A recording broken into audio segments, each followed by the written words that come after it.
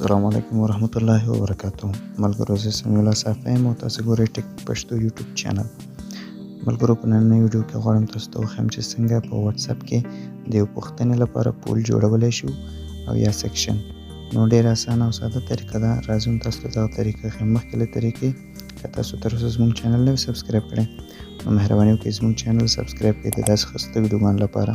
زموږ بله ویډیو به د واتس اپ د لیکنو په اړه کې وي چې څنګه ډبل لیکنه په واتس اپ کې وکړو، څنګه کوک او څنګه نور دغه ټول لیکنې په اړه کې وي. نو راځو دغه ویډیو شروع کوو. نو تاسو به لاړ شئ خپل واتس اپ به خلاص کړئ. کله چې خپل واتس اپ خلاص کړئ که تاسو غواړئ یو چا ته میسج وکړئ که ګروپ کې میسج وکړئ نو هر رقم مشکل نشته. دا په واتس اپ کې یو نوی اپډیټ دی. نو تاسو به په دې لیکنه باندې کلیک وکړئ کوم ځای کې چې تاسو لیکنه کوئ. نو کله چې تاسو په دې کلیک وکړو بیا په دغه کلیک وکړئ ګران ملګرو. کله چې په دې کلیک وکړو نو تاسو دلته کتلی شئ د ډاکومنټ کیمره ګالري اډیو لوکیشن کنټکټ او لاندې دغه نوی اپشن دی چې واتس اپ مخکې نه درلود اوس شته. لکه په یوټیوب او فیسبوک غوندې فیسبوک پیج کې هم دغسې پول کېږي او پروفیشنل آی ډي کې هم په یوټیوب کې هم همدغسې نور پروګرامونو کې هم په دې پول به تاسو کلیک وکړئ. کله چې کلیک وکړئ لکه دلته ولیکئ چې موږ مثلا تاسو ته مثال در کوم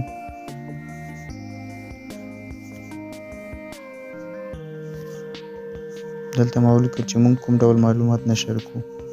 نو تاسو به دلته لومړی دلته آپشن ګورئ په دې ایډ باندې به تاسو کلیک وکړئ. دلته به ولیکئ مثلا اسلامي دویم کې ټیکنالوژي هسې مثلا د یو څه په اړه